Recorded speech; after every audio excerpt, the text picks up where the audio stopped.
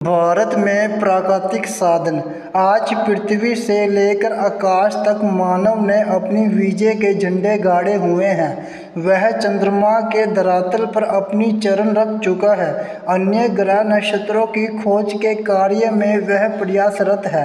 Number 1 प्राकृतिक साधन। इसमें भूमि, जल तथा नभ की सभी वस्तुएं आती हैं। ये प्रगति की निःशुल्क देन है। इनमें भूमि, जल, खाने, वन, जलवायु, वर्षा तथा शक्ति के साधन सम्मिलित। नंबर 2 मानवीय साधन। इसमें श्रम आता है। श्रम शक्ति की मात्रा तथा उसकी कुशलता का देश के आर्थिक विकास पर बड़ा प्रभाव पड़ता है। नंबर 3 पूंजीगत साधन। मनुष्य द्वारा निर्मित पूंजी तथा तकनीकी ज्ञान को शामिल किया जाता है। अल्प विकसित देशों में पूंजी का अभाव उनकी निर्धनता का एक महत्वपूर्ण कारण होता है।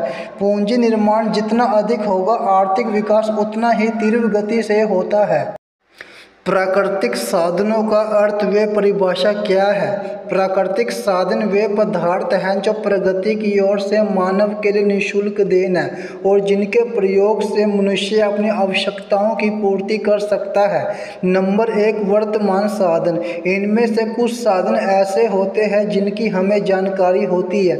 हमें मालूम है कि हमारे देश की भूमि कितनी है। इसी प्रकार हम यह भी जानते हैं कि हमारे देश का जलवायु कैसा है तथा देश के किस भाग में कितनी वर्षा होती है। हमें कई खनिज पदार्थों का भी ज्ञान है। नंबर 2 संभाव्य साधन। ऐसे भी बहुत से साधन हो सकते हैं जिनका हमें अभी कुछ पता नहीं है। हम इन साधनों को निरंतर खोज, सर्वेक्षण तथा जांच से ही जान सकते हैं। प्राकृतिक साधनों के प्रकार। नंबर 1 सदैव प्रयोग में आने वाले साधन। कुछ प्राकृतिक साधन ऐसे होते हैं जिनका बार बार प्रयोग किया जा सकता है। वे नष्ट नहीं होते, जैसे भूमि, वन तथा नदियाँ आदि। नंबर 2 नष्ट हो जाने वाले साधन। कुछ साधन ऐसे हैं जो एक बार नष्ट होने पर पुनः प्राप्त नहीं किए जा सकते। जैसे लोहे की खान से यदि लोहा निकाल लिया जाए तो खाली होने पर उसे पूर्ण नहीं भरा जा सकता। प्राकृतिक साधनों का महत्व। नंबर 1 भौगोलिक स्थिति। भौगोलिक स्थिति का देश की सुरक्षा, व्यापार, सामाजिक संगठन तथा राष्ट्रीयता पर प्रभाव पड़ता है। नंबर 2 जलवायु। जलवायु का प्रभाव बहुत व्यापक होता है। इस पर देश की वनस्पति खेती की विभिन्न फसलों की पैदावार, वहाँ बसने वाले लोगों की आवश्यकताएं, उनको कार्य कुशलता, उद्योगों की स्थापना तथा व्यवसाय आदि निर्भर करते हैं। नंबर 3 धरातल तथा जल मार्ग। इन पर परिवहन के विभिन्न साधनों का विकास निर्भर करता है, जिनके बिना देश में उद्योगों आदि की उन्नति संभव नहीं है।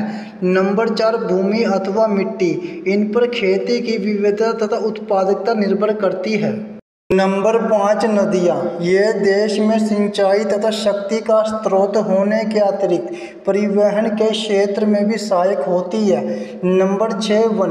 वनों से अर्थव्यवस्था को अनेक प्रत्यक्ष तथा परोक्ष लाभ प्राप्त होते हैं। इनसे ईंधन, इमारती लकड़ी तथा उद्योगों के लिए बहुत सा कच्चा माल प्राप्त होता है।